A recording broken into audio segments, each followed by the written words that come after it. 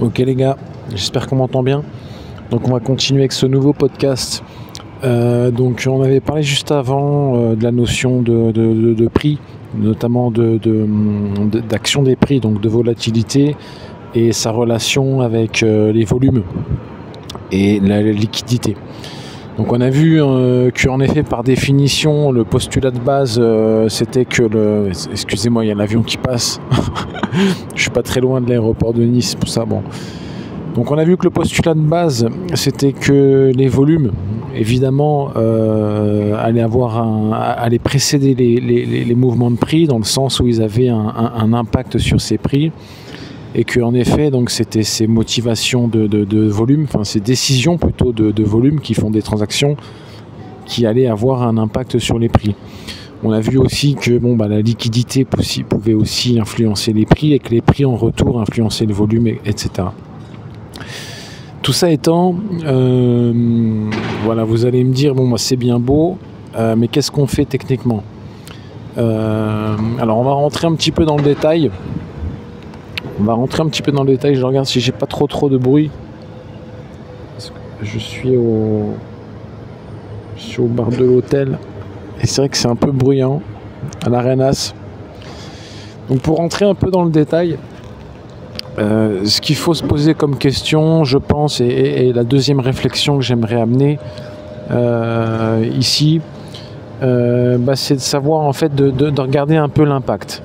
De regarder un peu l'impact qu'ont ces volumes sur les prix et de voir qu'est-ce qui se passe après. Voilà, c'est ça, parce que mesurer l'impact, on peut le faire. Ça, on peut le faire si on a les outils, ou si on a si on a les outils, ou si on a la lecture, si on a la capacité, si on a l'habitude de lire un carnet d'ordre ou un tape ou un footprint, ce genre de choses. On peut assez facilement mesurer quel est l'impact d'un volume sur un prix. Maintenant, la question c'est quoi ? C'est de savoir si qu'est-ce que je suis.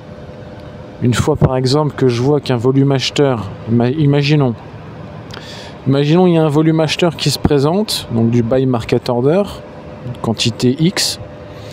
Il se présente, il a un gros impact sur le prix. Imaginons, il y a 5 contrats qui se présentent, ça bouge de 10 ticks. Il y a un gros impact sur le prix. Donc on appelle ça un slippage. Et on appelle ça un slippage qui est positif, donc c'est-à-dire que le mec, il veut acheter par exemple à 100, il est exécuté à 105. Donc il paye plus cher que prévu. Donc il y a un impact positif sur les prix. La question qui en découle, nous en tant que trader, en tant qu'opérateur, est-ce que on va continuer on va suivre l'impact haussier des prix, donc est-ce qu'on va acheter ce truc pour jouer une continuation de ce mouvement de prix à la hausse pour espérer revendre un peu plus cher? Ou est-ce qu'au contraire, on va vendre ce truc en se disant là on arrive à un excès, voilà, c'est terminé, ça va retomber. Et c'est vrai que c'est une réflexion vachement importante parce que finalement, comme je disais juste avant, autant la mesure elle est techniquement faisable, même si c'est pas toujours évident. Honnêtement, j'avoue que exploiter les données d'un carnet d'ordre humainement c'est pas évident, même avec des outils c'est pas évident. Exploiter les données d'un tape, c'est un peu plus simple parce qu'au moins tout ce qui se passe dans le tape, c'est révolu, c'est terminé, c'est fini, c'est fait. Donc au moins ça permet quand même un certain traitement plus simple. Mais tout ce qui se passe dans le... Alors au niveau des prix, pareil, c'est encore plus simple que ce qui se passe dans le tape, parce qu'au niveau des prix, on a 100 000 indicateurs qui se rapportent au prix. Tout ce qui est analyse technique, tout ça, tous les indicateurs qu'on a tous... par nos brokers favoris, tout ça de toute façon sont basés sur une seule et unique chose, les prix par rapport au temps, donc on va dire prix et volatilité, ce qui est déjà pas mal, ce qui est déjà pas mal du tout. Mais du coup, voilà.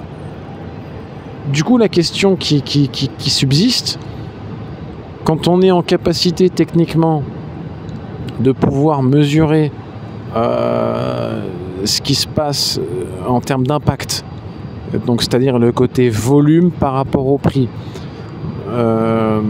quand on peut déjà mesurer ça, ce qui est déjà pas mal, est-ce que on va suivre l'impact en se disant bon bah ok, c'est une faille qui s'ouvre. Quand je dis c'est une faille, c'est-à-dire que ça coûte pas cher de faire monter le prix. Si on reprend l'exemple, par exemple, imaginons qu'il y a 5 market order buy qui s'investissent et qui ont un gros impact sur le prix, qui font monter 10x, on se dit bon bah c'est pas cher de faire monter le prix, donc si c'est pas cher, bon bah on achète, ok? Ou est-ce que le raisonnement est inversé? C'est une question qui demeure.